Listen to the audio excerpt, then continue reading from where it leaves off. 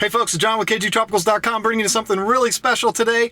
I'm in Baltimore, Maryland in what could be considered Discus Heaven. I'm sitting in the parking lot at the fish house for Discus Hans. We're going to go in, take a look around, see the fish, then we're going to meet Hans, talk all about these fish. So let's go in. What are we waiting for? For the discus lover, we are absolutely walking into discus paradise. We're going to get our first Hans sighting here.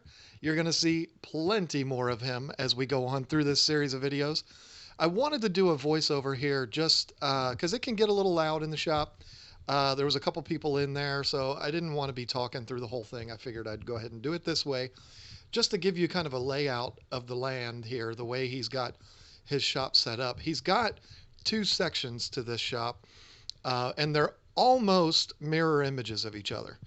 I think he's got somewhere, he said, between 300 and 350 tanks on both sides combined. This wall here is 42 20-gallon tanks. They're 20 highs, where he's keeping potential breeding pairs or proven breeding pairs. They're all for sale on the website. These guys are 6 inches. Some of them are what would be considered the jumbo size, which is pretty much full grown, 6 to 7 inches, huge. Some of the most unbelievable fish that you'll ever see. And they're all in here in pairs. We're going to talk extensively about breeding pairs in another video. But back in the back here is some water storage tanks. You're going to see more of those again later.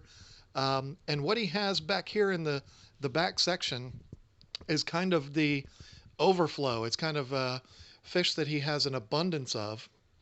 He keeps back here in these tanks. He might have an abundance of red pigeons, just for example. He'll have his tank up front. He'll have plenty of them up there to pull from for the customers, but then he'll put the extras back here. Can you imagine having all of those extra discus?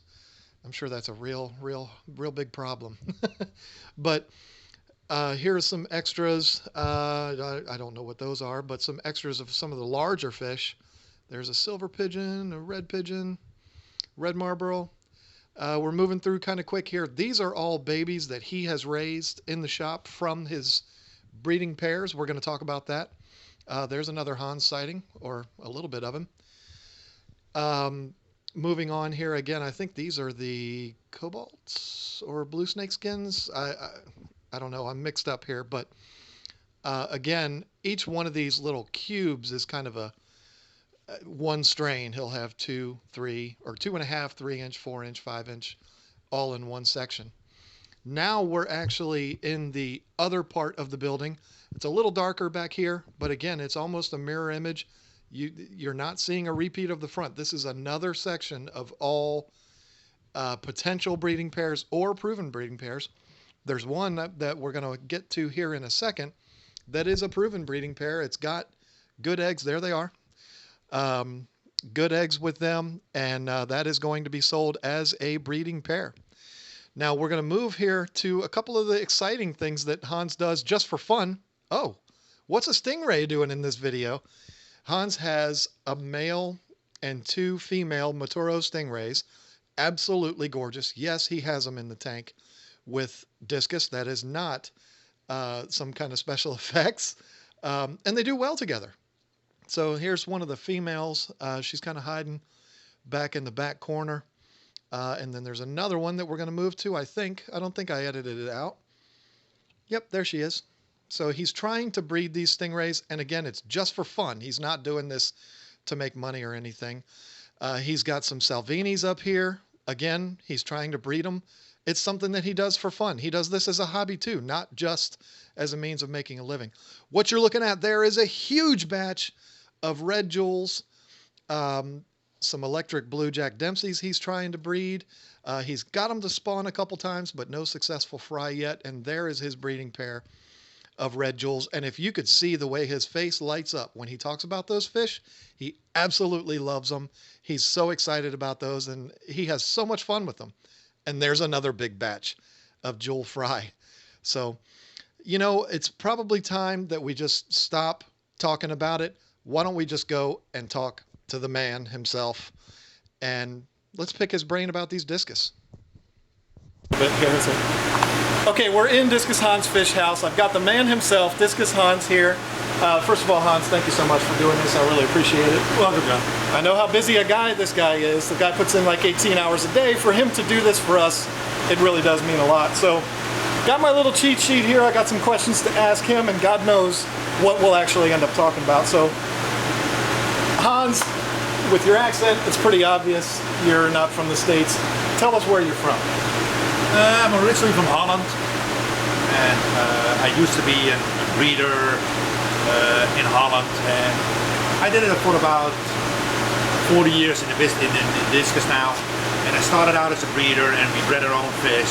But the problem is with breeding discus, you never have the discus what your customer wants.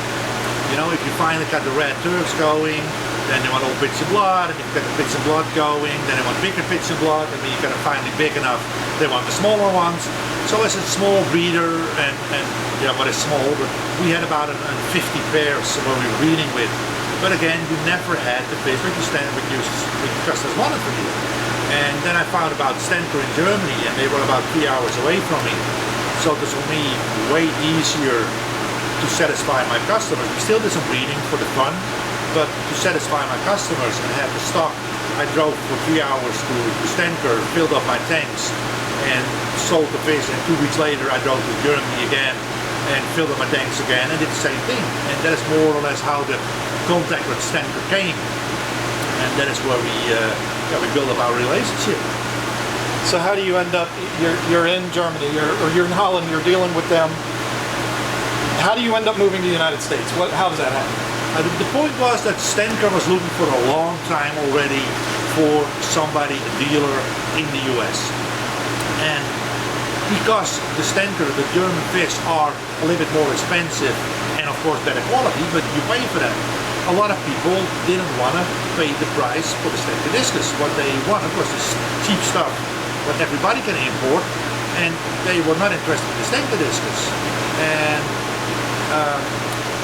more or less after the show, I was invited to a show over here, the ACA in 2003, and everybody was amazed about the quality of the Stenker fish.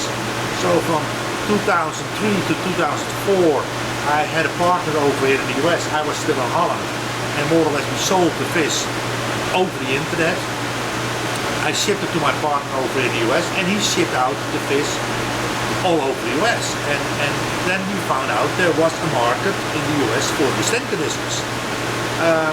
In 2004, I more or less quit my job, and I worked for was in screen printing, so it was completely different. The fish was just more a hobby, and I worked for about 2 months for Stenker as the sales rep in Holland, and just driving from store to store and selling the fish.